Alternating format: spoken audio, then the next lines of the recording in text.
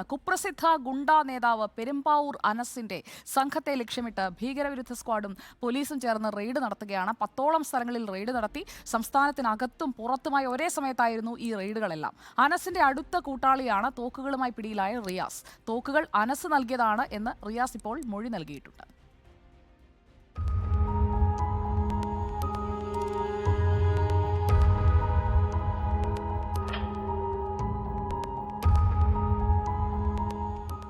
കുപ്രസിദ്ധ ഗുണ്ടാ നേതാവ് പെരുമ്പാവൂർ അനസിന്റെ കൂട്ടാളികളുടെയും ബന്ധുക്കളുടെയും വീടുകളിലാണ് തിങ്കളാഴ്ച വ്യാപക റെയ്ഡ് നടത്തിയത്.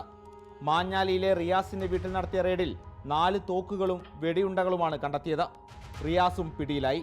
അനസിന്റെ മറ്റൊരു കൂട്ടാളിയും കൊച്ചി ബ്യൂട്ടി പാർലർ വെടിവെപ്പ് കേസിലെ പ്രതിയുമായ എളമക്കര താന്നിക്കൽ സ്വദേശി അൽത്താഫിന്റെ വീട്ടിൽ നടത്തിയ റെയ്ഡിൽ റിവോൾവർ സൂക്ഷിക്കുന്നതിനുള്ള ഉറയും കൈവിലങ്ങുകളും എയർ പിസ്റ്റളിൽ ഉപയോഗിക്കാവുന്ന ഒരു ബോക്സ് പെല്ലറ്റുകളും കണ്ടെത്തി. അനസുമായി ബന്ധമുള്ള ഒരാൾ താമസിച്ചിരുന്ന തമിഴ്നാട് ആനമലയിലെ വീട്ടിലും ഗുരുവായൂരിലെ ഫ്ളാറ്റിലും റെയ്ഡ് നടത്തി. ഒരു വടിവാൾ കണ്ടെത്തി. മറ്റൊരു കൂട്ടാളി മഞ്ചേരി സ്വദേശി നിസാറിന്റെ വീട്ടിലും ഇയാൾ ജോലി ചെയ്തിരുന്ന രാജാക്കാടുള്ള വീട്ടിലും റെയ്ഡ് നടന്നു.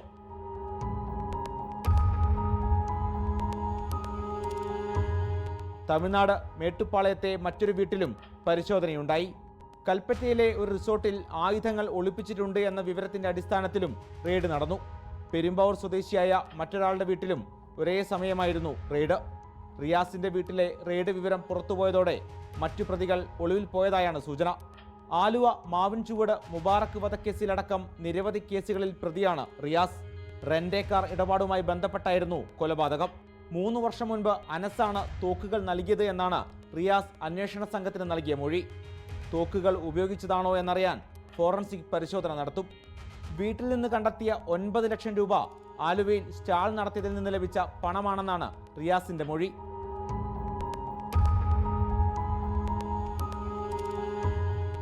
അനസിന്റെ സംഘത്തിൽ നിന്ന് തെറ്റിപ്പിരിഞ്ഞ ഔറംഗസേബ് എന്നയാൾ അടുത്തിടെ അനസിനെതിരെ നിരവധി വെളിപ്പെടുത്തലുകൾ നടത്തിയിരുന്നു. അനസ് ഇപ്പോൾ ദുബായ് കേന്ദ്രീകരിച്ചാണ് പ്രവർത്തിക്കുന്നത്. ഇയാളുടെ ദുബായിലെ സൂപ്പർ മാർക്കറ്റ് എന്ന പേരിൽ ചില ദൃശ്യങ്ങളും പ്രചരിക്കുന്നുണ്ട്. സമൂഹ മാധ്യമങ്ങളിൽ ചെറുപ്പക്കാരടക്കം നിരവധി ആരാധകരുമുണ്ട് അനസിന്. റിപ്പോർട്ടർ, കൊച്ചി.